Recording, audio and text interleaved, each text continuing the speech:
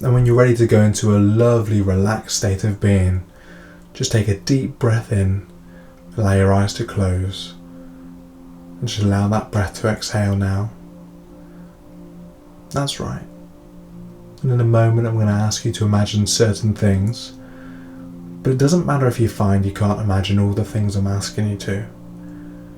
You might even find your mind wandering quite a bit, so that my voice just fades into the background. But that doesn't matter either. The sound of my voice is going to continue to relax you, and it really doesn't matter if you don't hear a single word I say, because very soon now you're going to be more relaxed than you've ever known. And now I want you to think about the top of your head. Many people don't realise that tension, it often starts in the little muscles of the scalp. So I want you to think about those little muscles and the skin of your scalp, and just allow them to let go and relax. And now all the muscles of your face, just let them go slack. Your forehead and your eyes and eyelids, the cheeks, mouth and jaw muscles. And it's a wonderful feeling when you let your face totally relax, because you can actually feel the skin settling and smoothing out. And it might mean that your mouth opens slightly, but whatever's best to you, just let it happen. Unclenching your teeth and relaxing your tongue, because the more you physically relax, the more you can mentally relax. Thinking about your neck and shoulder muscles now. That's it. Allowing any tensions to just drain away. Then into the tops of your arms, letting all those tensions just drift as you think on down through your elbows, into your forearms, down to your wrists, and into your hands, right the way down to the very tips of your fingers and tips of your thumbs. Just letting all those muscles let go and relax. And now just think about your breathing, noticing that you're breathing even more steadily, even more slowly, as you relax more and more. So you can just let any tension in the chest area simply drain away. As you think on down to your stomach muscles, letting those muscles relax too. And that's it. Just think down into your back now. The long muscles, either side of the spine. Really just let those muscles relax. And your waist and your main thigh muscles.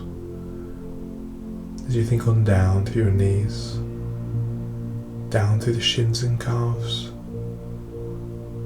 just allowing all those areas to relax and let go. As you think on down to your ankles, through your feet, into the very tips of your toes. All the muscles of your body just so beautifully relaxed and easy and so very lazy. And now you're so beautifully relaxed. Nobody wanting anything, nobody expecting anything, and absolutely nothing whatsoever for you to do except to relax.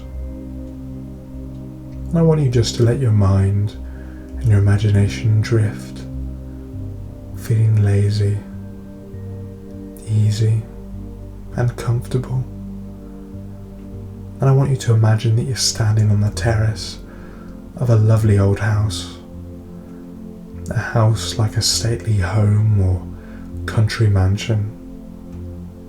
And you can feel the sun on your head and shoulders. Not too hot, just comfortable. And there's a gentle breeze playing against your skin. As you look around you, you notice an elegant marble flight of steps. 10 broad steps leading down into a beautiful sunken garden. A garden where you sense peace, well-being, and comfort. And so make it really vivid in your mind now. And in a moment, I'm going to count down from 10 to 0. As I count all the way down from 10 down to 0, I want you to imagine that each number is a step down on this beautiful staircase, a step down towards this beautiful garden. And with each step you take, it's another step down into deeper and even deeper levels of relaxation, so that by the time you get to 0, you'll be as deeply relaxed as you can ever imagine, while still being able to hear and respond to the sound of my voice. 10. Take the first step down now, relaxing and letting go. 9. Feeling more and more relaxed. No need to hurry. Plenty of time. 8. Moving down easily now. 7. Deeper and deeper. 6. Deeper still. Your breathing becoming slower and steadier. 5. Really relaxing now. Just let go. 4. Becoming calmer and calmer. 3. Calmer still now. 2. More and even more relaxed. 1.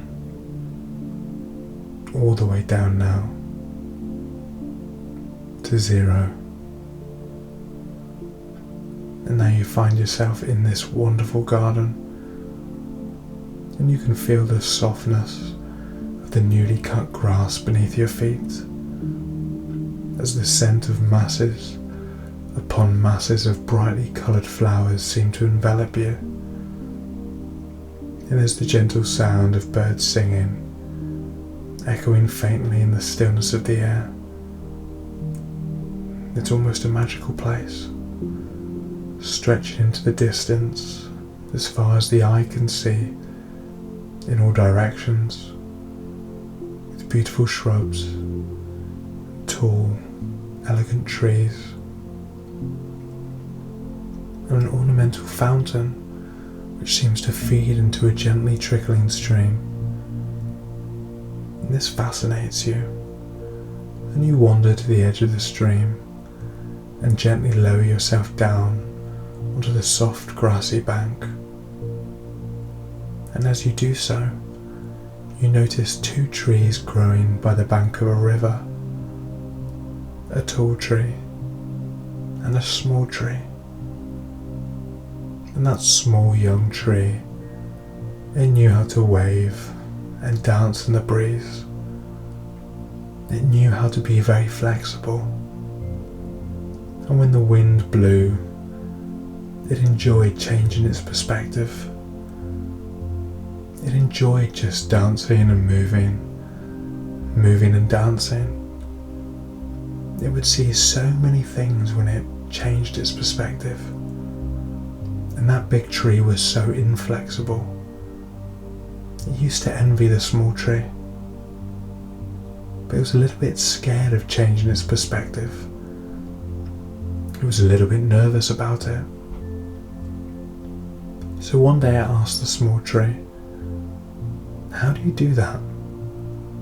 How do you change the way you see things? How do you change the way you enjoy things? And the little tree said, well, you must kind of let go. And you just let it happen.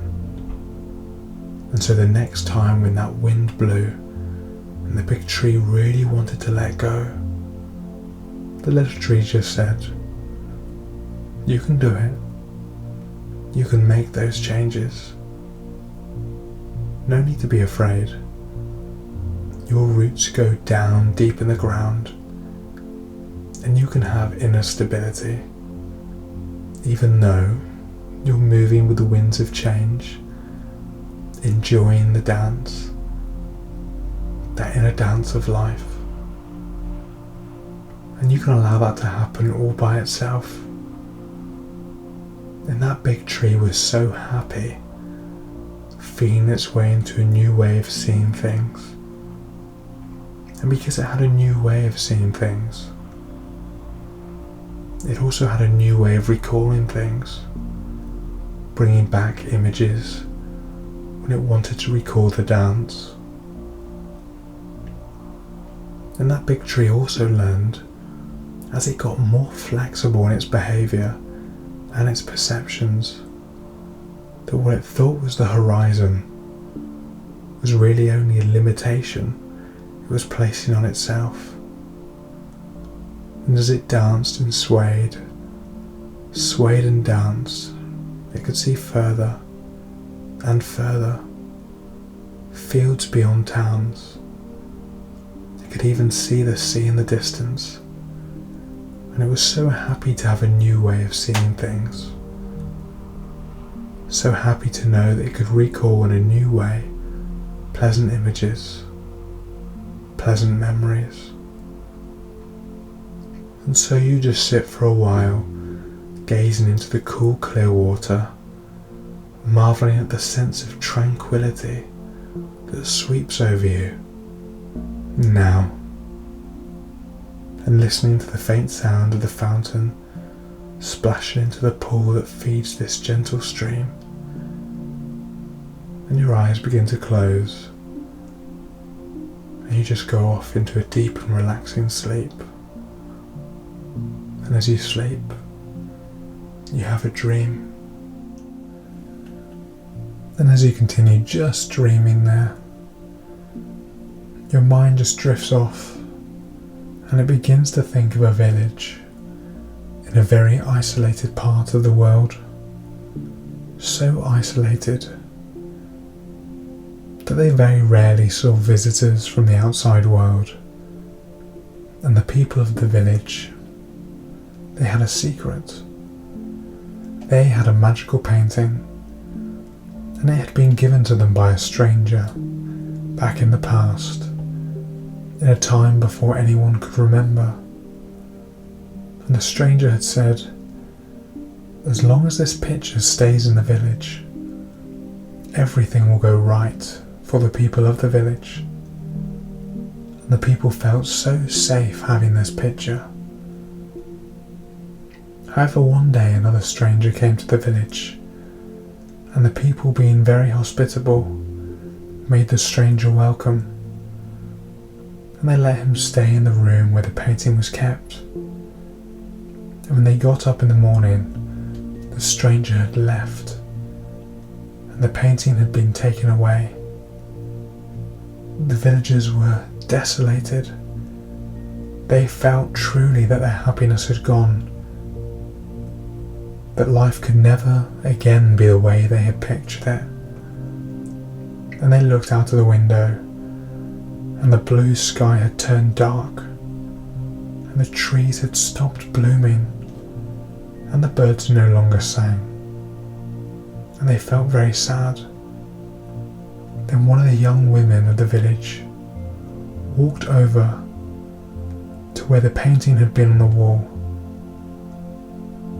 and she started to paint her own picture.